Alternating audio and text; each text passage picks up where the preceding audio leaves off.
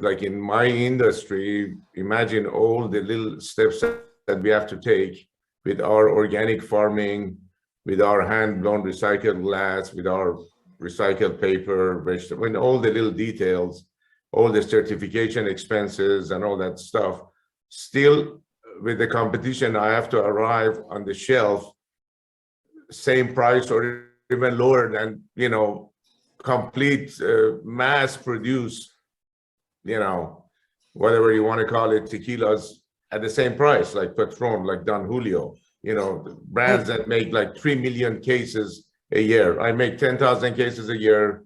Patron makes 3 million cases a year. That's the difference. I said it's a difference between comparing a slowly braised meal at home to a cafeteria food. But at the same time, the consumer is looking at the price. It's like, oh my God, So we have to keep our price the same as Patron and Don Julio. So you can imagine how much of these expenses we have to absorb.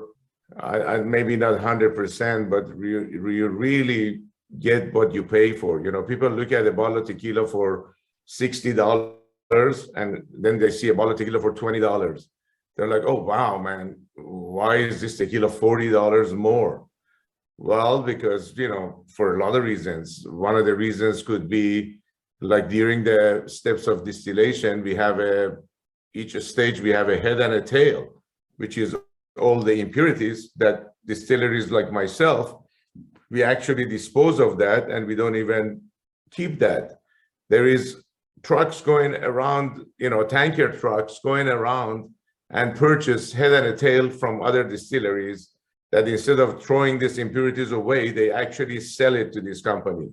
And this company takes all these impurities and sells it to another party that distills that and bottles it into tequila that ends up on a shelf. I'm not going to name the brand, but that tequila ends up to be a $20 bottle of tequila, which is made from pure garbage of some other distillery.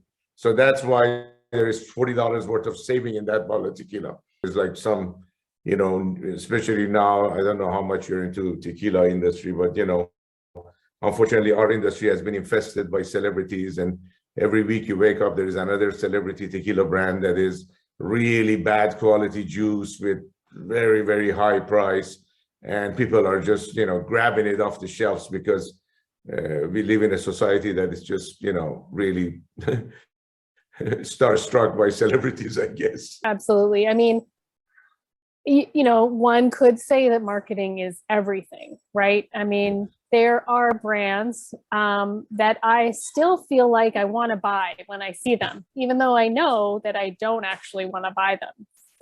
I don't even like the thing they make. I just like the brand. I like the marketing. They've got a good person on their Instagram, and I see it. And then when I see it in the store, I want to buy it. That's how it works.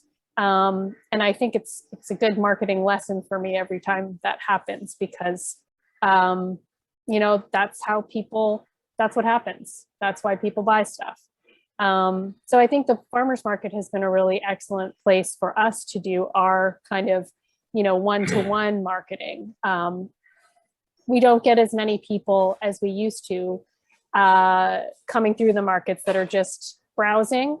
I think that will change hopefully again, but those conversations where people have never heard of anything, what we're doing, or why would it matter if it's organic, or what even is a fermented pickle, or what's kombucha, you can kind of have these conversations and point out the farmer where you got the raw materials from, it's that guy right there across the hall from you at the market. You can kind of close those loops for people. And I think that really gives us, it's a great place to start.